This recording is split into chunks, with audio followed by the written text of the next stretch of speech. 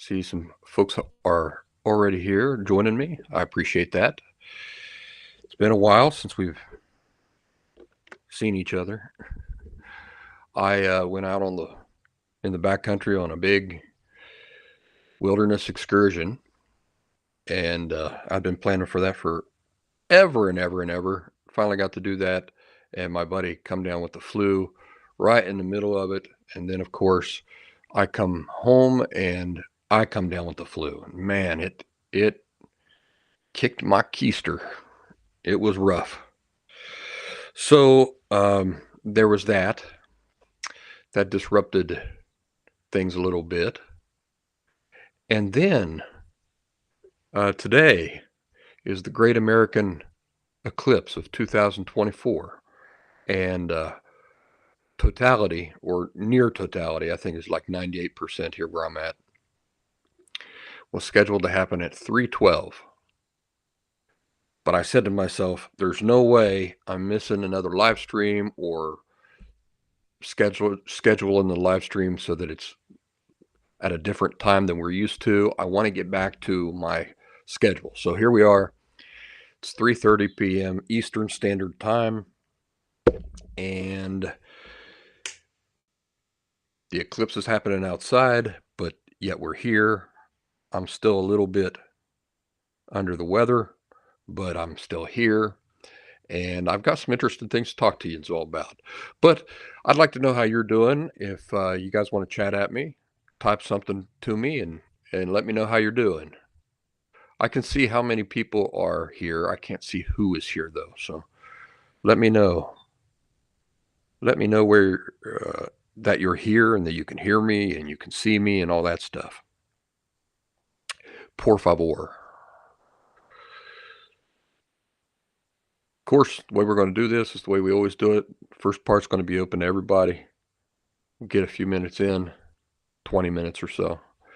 And then we're going to shut her down, and it'll be for supporters only on Locals. You can join us on Locals by going to thelastsymptom.locals.com or download the locals.com app from the App Store and just search for The Last Symptom by Brian Barnett.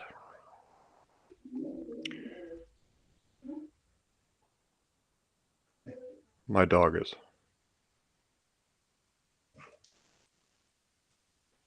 creating some disturbance. Say hi. Say hi if you're here.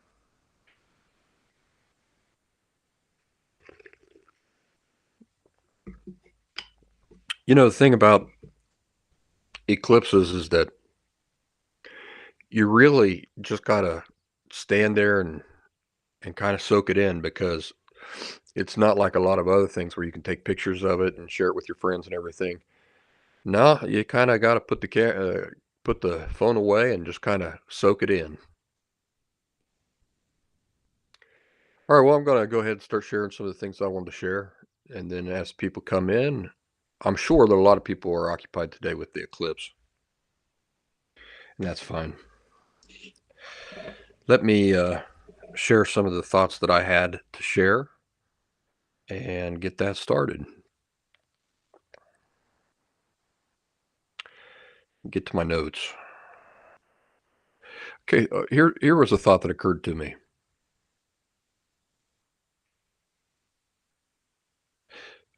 You know, so this week I had the flu, or last week I had the flu, all the way up through the weekend. And one thing that occurred to me today in the show, hey Adele, it's good to see you. Thanks for being here.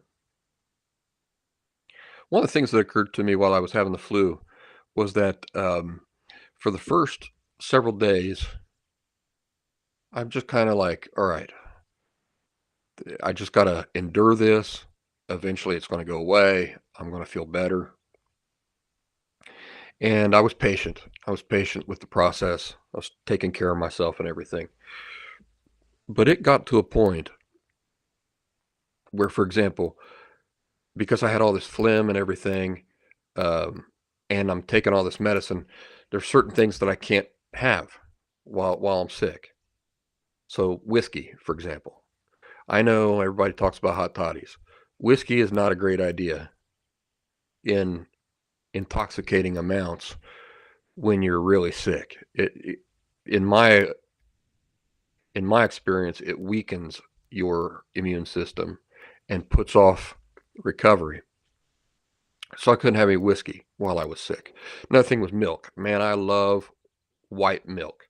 I can drink a gallon of white milk every week for easily. But I couldn't have any milk because that just produces more phlegm, and I had had enough of that. So here's what occurred to me is that in when you're sick, when you have the flu, one of the things creating a desire in you to be healthy is the desire to be able to go back to the things you like. The desire to be able to go back to life as you're used to it, right? That's the way it is when you get the flu. Oh, I just want this to end because it's disrupting my way of life. I want to go back to the things that I enjoy, my regular routines, and things like that. Now, why is that? Why am I talking to you about that here on Last Symptom? Because emotional health recovery is not the same as physical health recovery. I'll tell you why. I'll tell you the major difference between emotional health recovery and physical health recovery. So, like having the flu, wanting to get healthy so that you can go back to having your whiskey and doing the things that you are used to doing. The difference is this. Emotional health recovery means never going back to life as you know it. But a lot of people who come into emotional health recovery, that it really is their motive.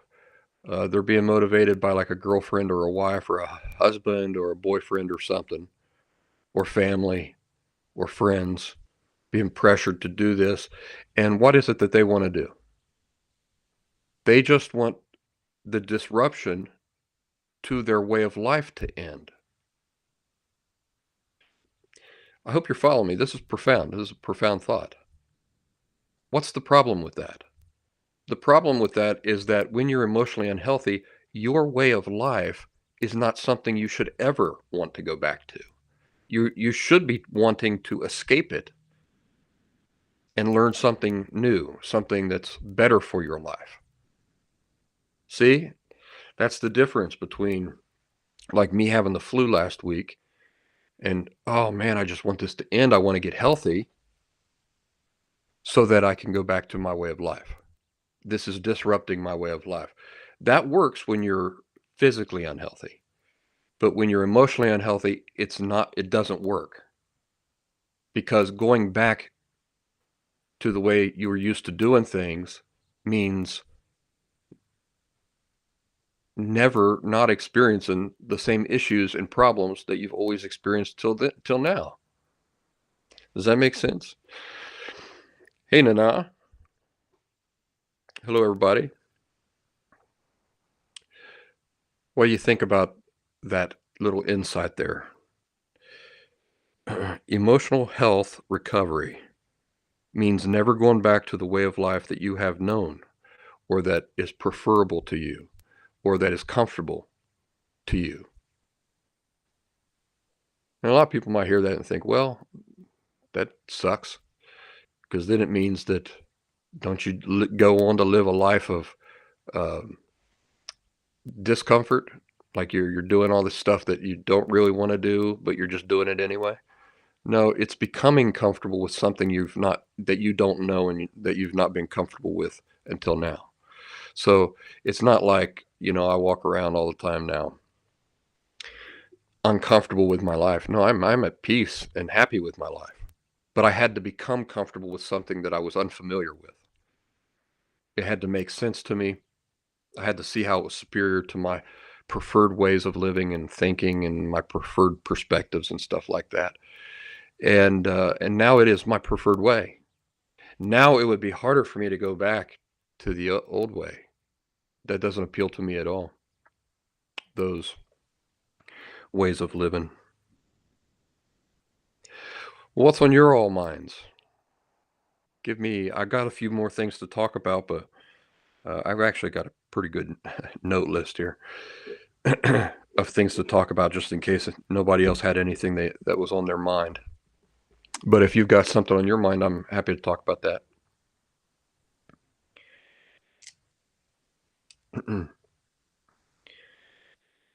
Adele, you guys getting any of the eclipse over there in Europe? How about you, Nana? Is today's eclipse making the news over there or anything? Or is it just fully an American thing?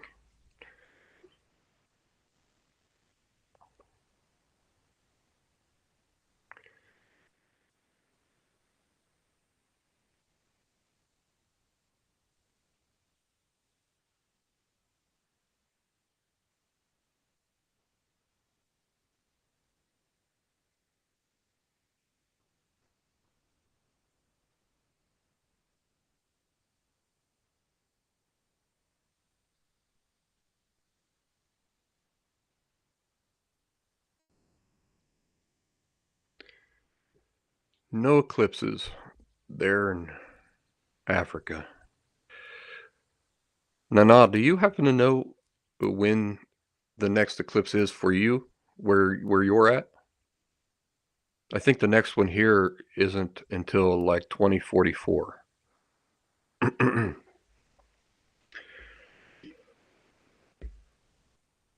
It's strange. My daughter's grandpa, Honduran grandpa, came to visit the United States and visited with my daughter and everything during the last eclipse, the previous eclipse, which was, I think, was 2016. 2016 or 2018, somewhere about there. Well, he's back in town, and he's not here for the eclipse. It just seems like he travels to the United States from Honduras when there's an eclipse, just by coincidence, by total coincidence. I mean, how many years have passed since the previous eclipse here? It was, like I said, I think it was 2016 or something like that. So 8 years ago, and then he just happens to blow into town and during this like once in a lifetime thing again.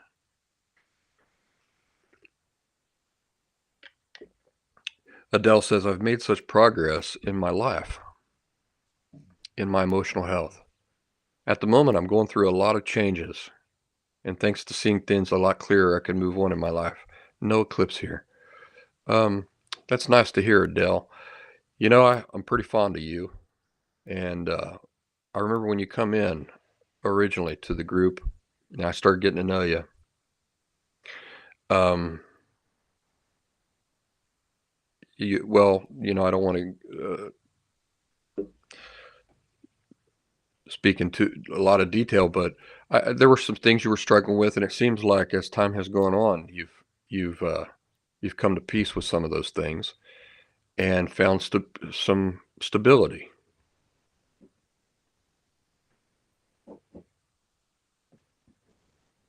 Nana says apparently there's going to be a solar eclipse in 2027, but it'll be in northern Africa. Africa's a pretty big place. So, yeah, it's a little different, isn't it?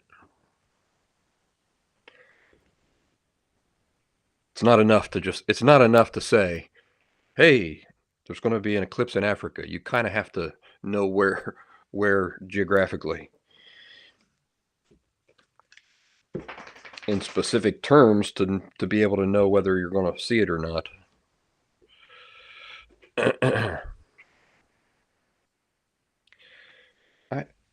Here we go. Here we go.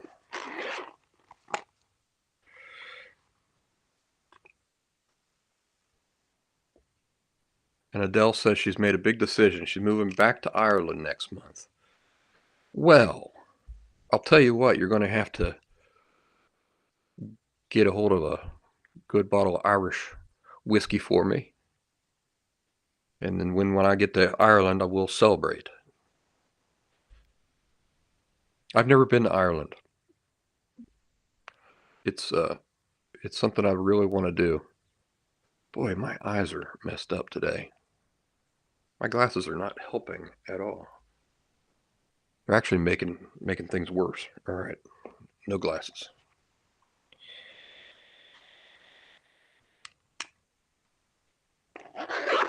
Yeah, I would say that probably in my bloodline is probably made up primarily of Scottish, Irish, and Welsh.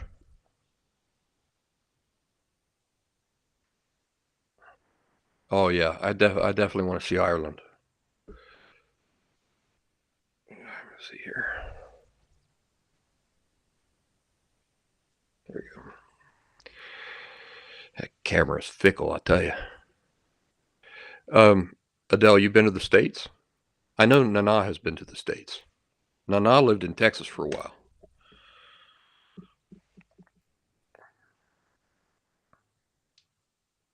20 years in France. It's time to go home now.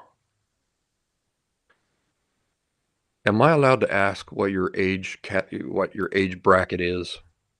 Are you in your late 30s, early 30s?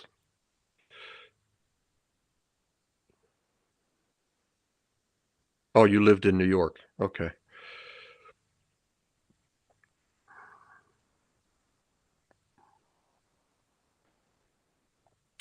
54. All right. What was I getting at with that? Oh, I know what I was getting at with that.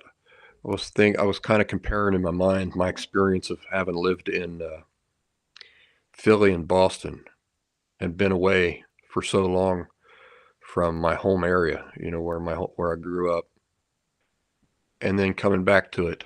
It was kind of surreal. I never thought I was going to come back to this area. You have a daughter, 18 years old. That's nice. Is she in Ireland or she's there with you in France?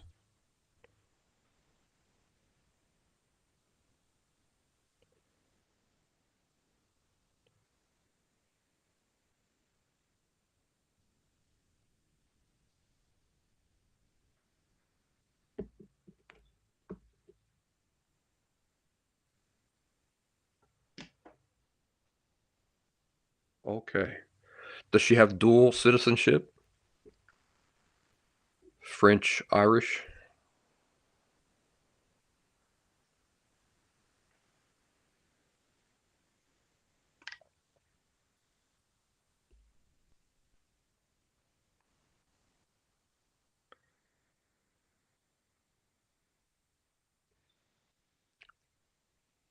She'll stay with her dad.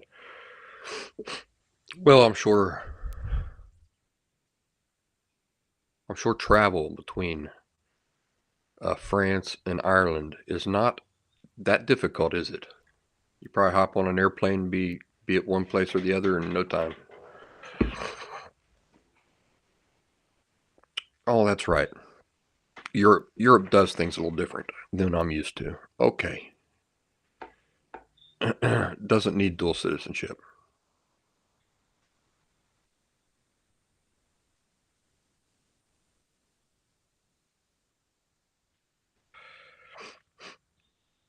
$2. Yeah. Boy, it's just a different life over there. It's just a different life in Europe. Uh, the realities that you're dealing with are completely different than the realities that I deal with, and I'm sure that Nana deals with. It's an interesting thing, and it always fascinated me growing up to think like you could just travel like an hour and be in a place where people speak an entirely different language.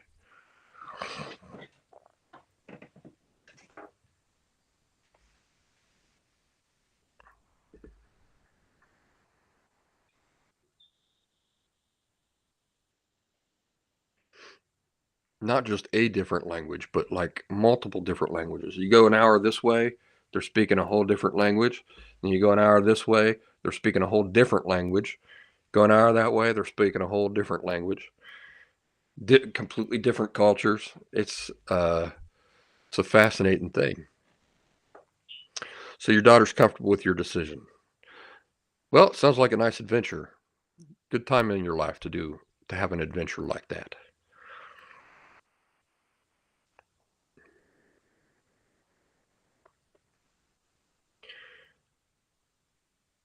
Let me tell you a story about. I tell you what, I'm going to go to supporters only on locals.